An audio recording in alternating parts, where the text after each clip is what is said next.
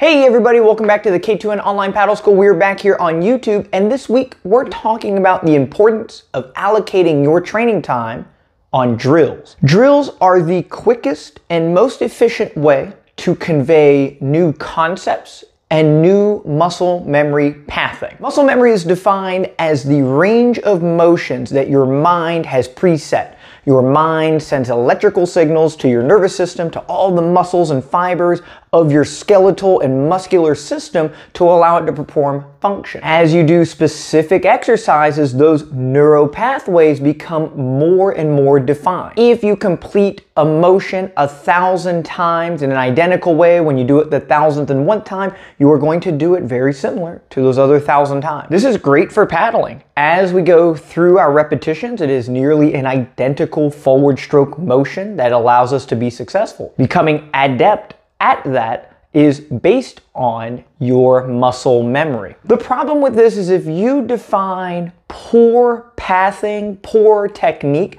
this muscle memory is now working distinctly against you. Now as you go through your training, if you're trying to change your motion or learn new concepts with your stroke ideology, your preset muscle memory from the things you've done in the past will hinder your progress forward. So as we go through our paddle stroke, what we are doing is inherently our muscle memory, if you're going through the motion without really thinking about what you're doing. When you are learning new technique or new movements or new concepts, these ideas are foreign to what our muscle memory has pre-established. If you learn a new idea and go on the water and immediately feel like, oh man, I'm getting the hang of this, 99% of the time, you're just doing the same exact thing you were doing before from your previous muscle memory. Learning new function should feel odd and weird and different because it is literally an unknown that you are trying to make known. The reason that drills help with making new muscle memory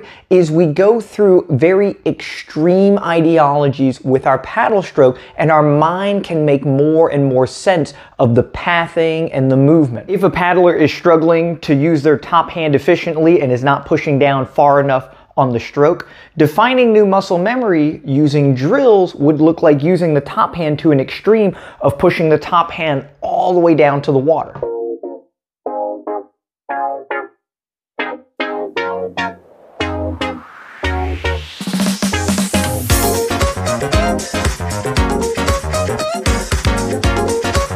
This extreme is not something that you would use for racing efficiency, but it opens up the muscle memory of operating here to now operating all the way through.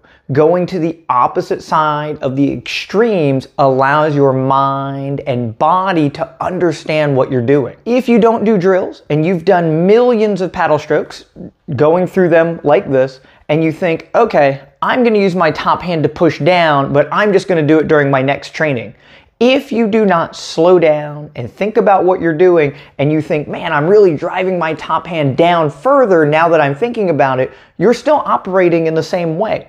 Doing drills where you have a checks and balance system allows you to think, I need to get my top hand down to my knee. And each stroke that you do, if your top hand does not get that far, then you did not accomplish what you set out to do. If we don't think about it, we will always revert to whatever our muscle memory is, and we won't think about the drills setting up new motion. The whole point of good technique is to allow you to maximize your leverages and increase your power output. Poor leverages, even with a lot of strength behind them, yield a minimal amount of power.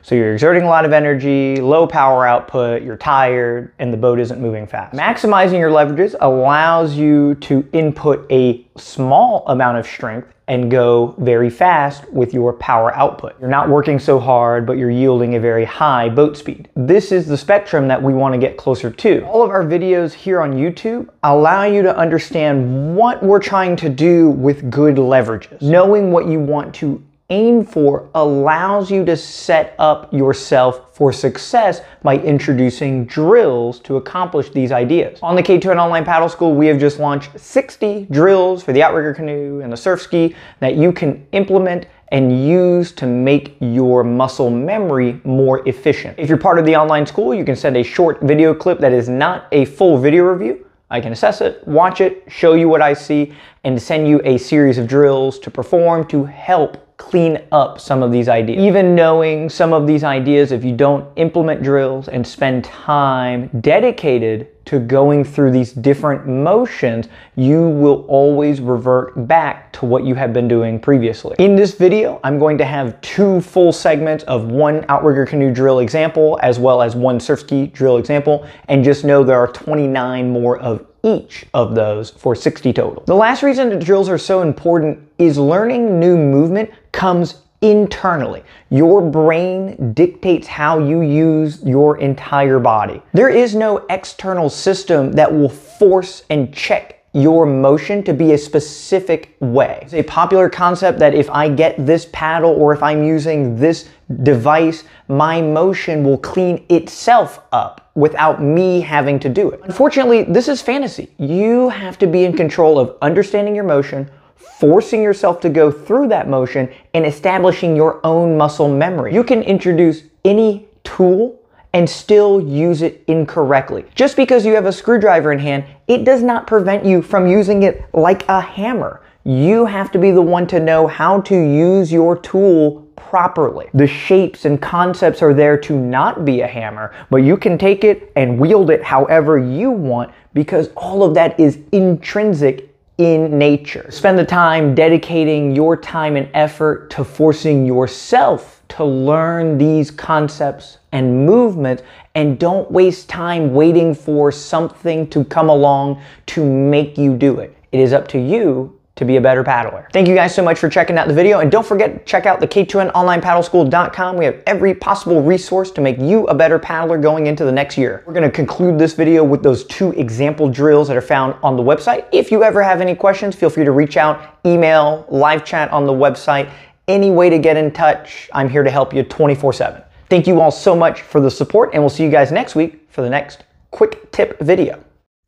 This drill is called pause stroke. So each time the stroke is completed, there is a pause at the top to set up the top arm's position and to ensure that the body joints on that side are all in good position before initiating the stroke. So taking time to slow down, stop, pause, and make sure that we have the top hand at the height we want, the elbow position, and the angle of this arm is what we're looking for. These are the things that we can work on when slowing down the stroke. When we paddle fast and rush that setup phase, we typically do not have good joint position to maximize the stroke. Taking time to pause and set up all those joints will maximize your leverages and maximize your success with the paddle stroke. This next drill is called the look back drill. So what this is doing is I'm turning the body or turning the head to look back at the tail of the canoe. And what this is going to do is my body is going to follow. This top shoulder is going to go back. This bottom shoulder or the bottom hip is going to go back. And what I want to do is I want to now start setting up the stroke with my arms while keeping these primary joints facing the direction that my head wants them to turn into. Once I've established the stroke, now I'm going to turn my head and orient it forward, and everything is now at a maximal rotation position to complete the stroke. Looking back, forces the shoulder and the hip back, set the hands, take the stroke. Turn the head, shoulder, hips, set the blade, take the stroke. Doing it on the opposite side, looking over, top shoulder, hip back, pushing it through. Top shoulder, top hip back, pushing it through. So looking at the back of the boat orients your shoulders properly. If you try to turn your head and you don't move the entirety of your body, you won't be able to see the tail of the canoe. You have to turn all these joints to help your head turn, and this orients us to a maximal rotation position.